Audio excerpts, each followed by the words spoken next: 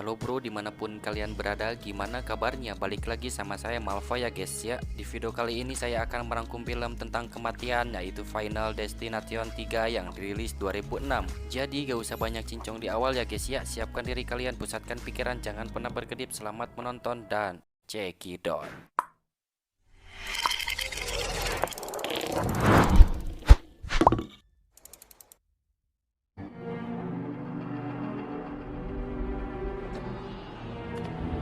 Di awal film diperlihatkan seorang wanita bernama Wendy, tepatnya 6 tahun setelah kejadian ledakan pesawat itu, yang dimana Wendy selalu memotret setiap momennya bertujuan untuk majalah tahunannya. Firasat buruk pertamanya pun terjadi setelah hasil foto wahana tersebut yang seharusnya bertulisan high def, tetapi malah high D. Festival malam tersebut, Wendy ditemani kekasihnya yang bernama Jason, sebutan akrabnya Jay, dan dua sepasang kekasih yang bernama Carrie dan Kevin. Sebelum pergi ke wahana selanjutnya yang paling ekstrim yaitu roller coaster, Wendy pun merasa ketakutan saat melihat roller coaster tersebut. Sambil menunggu antrian tiket masuk, mereka memutuskan untuk makan terlebih dahulu. Di sana Carrie menceritakan bahwa Carrie akan berpisah dengan Kevin setelah wisudanya selesai. Lalu Kevin meminta Wendy untuk memotret dua wanita binal bertujuan untuk melengkapi majalah tahunan Wendy. Ashley. Saat akan pergi ke area roller coaster tersebut, tak sengaja Wendy bertemu dengan adiknya yang bernama Julie. Lalu Wendy pun memotret pria berkulit hitam bernama Lewis yang sedang melakukan permainan palutor. Sesampai di area roller coaster, Jay meminta untuk dipoto terlebih dahulu. Setiap momen di sana Wendy akan selalu memotretnya yang nantinya setelah wisuda selesai, mereka akan berpisah. Lantas hasil foto tersebut pun untuk kenangan bagi mereka semua. Lalu Wendy memberitahu Jay bahwa Wendy mengalami firasat buruk tentang roller coaster tersebut, tetapi Jay terus meyakinkan Wendy bahwa semuanya akan baik-baik saja. Pria yang selalu menggoda wanita binal yang bernama Frankie, yang dimana Frankie tersebut pun sama halnya seperti Wendy yang selalu mengambil hasil liburannya untuk melengkapi videonya.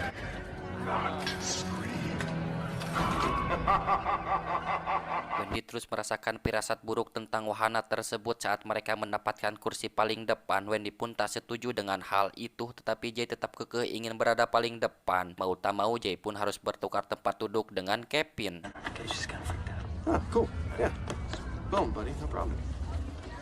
Tidak lama dari itu, Frankie menerobos kursi milik Wendy. Karena hal itu, Frankie sedang menggoda dua wanita binal di depannya. Tentu dengan senang hati, Wendy pun duduk paling belakang. Peraturan menaiki roller coaster itu tidak boleh membawa kamera atau benda kecil yang nantinya bisa membahayakan bagi mereka semua. Tetapi Frankie tidak menuruti perintah petugas di sana. Tak sengaja, Kevin menemukan permen karet di tempat duduk barunya. Mereka semua bahagia, tetapi beda halnya dengan Wendy yang selalu merasakan firasat buruk tentang roller coaster tersebut.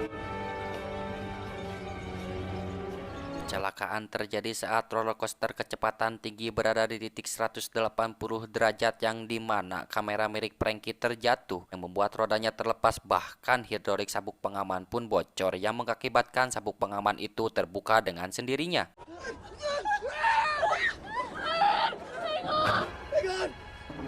Help me, Rocket!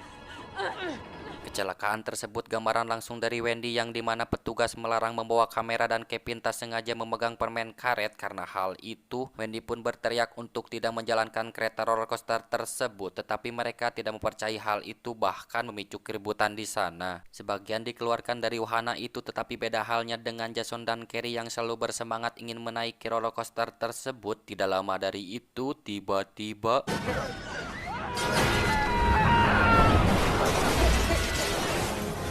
itu kecelakaan pun terjadi. Kini Jason bersama Carrie telah tewas. Singkat cerita, beberapa hari kemudian Wendy merasa kehilangan atas kejadian hal itu. Di sana Kevin memberitahu Wendy bahwa Kevin akan melindungi Wendy dari hal apapun, tetapi bagi Wendy itu hal mustahil karena jika tidak ada Carrie dan Jay, mungkin saja Wendy tidak akan kenal dengan Kevin. Lalu dua wanita binal mengajak Wendy untuk pergi ke salon karena beberapa hari lagi wisuda akan tiba, tetapi Wendy menolaknya karena Wendy tidak akan datang ke acara wisuda itu tanpa Jay. Saat akan pulang ke rumah, Kevin memberitahu bahwa gambaran kematian itu sama halnya dengan Alex Browning saat melihat gambaran ledakan pesawat itu, yakni satu persatu yang selamat akan tewas secara berurutan.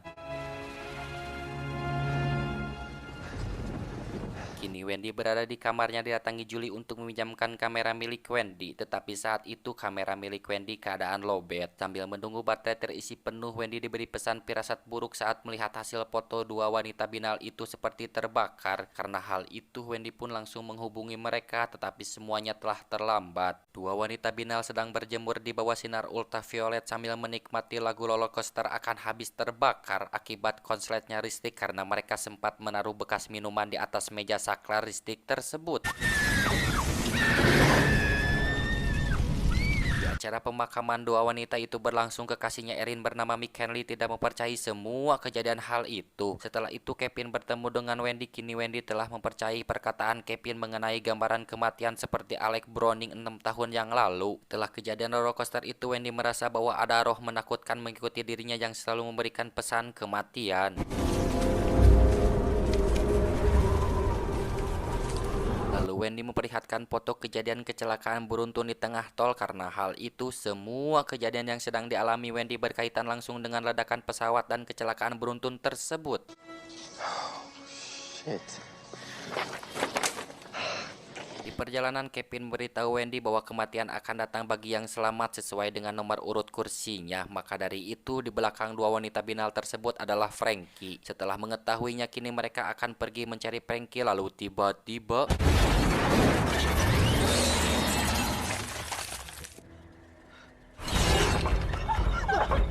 ya, itu sangat kebetulan sekali Frankie tewas di depan mereka. Setelah kejadian itu, Wendy bersama Kevin terus mengecek hasil fotonya. Ternyata target selanjutnya adalah Lewis. Kevin bersama Wendy memberitahu Lewis bahwa kematian untuknya akan datang dalam jangka pendek. Tetapi semua yang dibicarakannya, Lewis tidak percaya dengan hal itu. Saat percecokan berlangsung pun, Wendy terus mencocokkan hasil fotonya dengan ruangan gym itu. Lalu tiba-tiba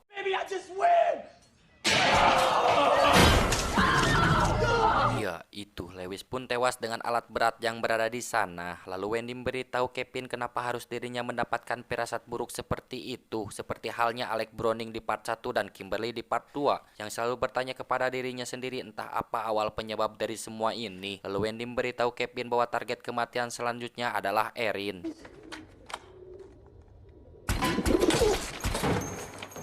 Malam hari pun tiba. Kini Wendy bersama Kevin menemui Erin yang sedang bekerja bersama Kenley. Wendy pun terus mencocokkan foto Erin dengan ruangan itu agar Wendy bisa menyelamatkannya. Tak sengaja Kenley menyenggol salah satu rak yang mengakibatkan mobil alat pengangkut barang berjalan sendiri, dan bahan cairan mudah meledak pun terjatuh. Bahkan tanpa mereka sadari, mobil tersebut pun menabrak rak yang berada di sana. Lalu tiba-tiba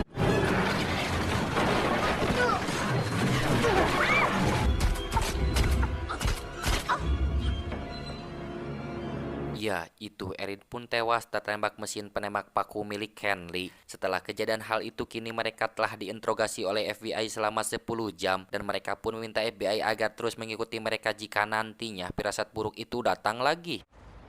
And then you. We can beat this.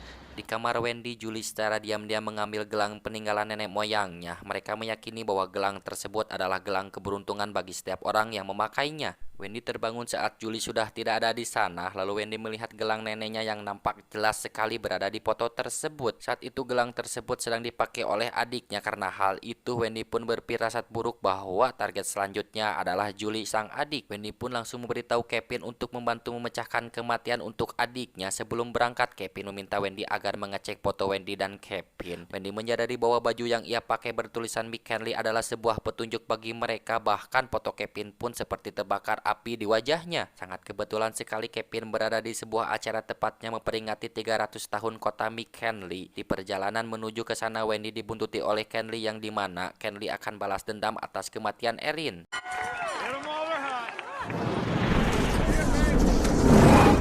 Di tengah kerumunan orang, Kevin dan Wendy bersama dua orang FBI terus mengejar Julie, tetapi Julie terus mencoba menghindar dari mereka. Ngeliat sama anjing, dua orang pria dengan gobloknya menyalakan petasan dekat kuda yang membuat kuda tersebut marah. Lalu saat Kevin telah menemukan Julie, tiba-tiba kematian untuk Julie terselamatkan oleh Kevin. Lalu Wendy meminta Julie untuk berbicara siapa yang berada di samping Julie saat di roller coaster tersebut. Dan Ya, itu rekan Julie pun tewas seketika. Setelah itu Wendy menyadari bahwa target selanjutnya adalah Kevin, tetapi Wendy telah berhasil menyelamatkannya. Kini Kenly sudah berada di sana mengancam mereka semua bahwa Kenly akan balas dendam atas kematian Erin. Lalu tiba-tiba, Just like you crossed.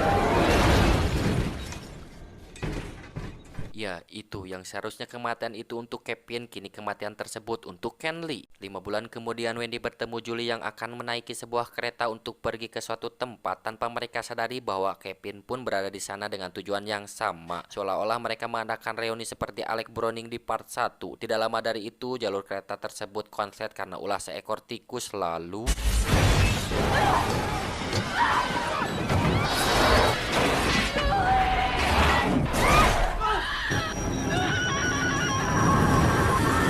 tamat. Ending yang sangat menggeliarkan. Pesan yang kita bisa ambil dari film ini adalah di mana saja kamu berada, kematian akan mendapatkan kamu. Sekalipun kamu di dalam benteng yang tinggi dan kokoh tanpa celah sedikit pun. Iya, itu. Saya Malpa berserta jajar genjang lintang selatan pamit undur diri. See you next video. Bye-bye.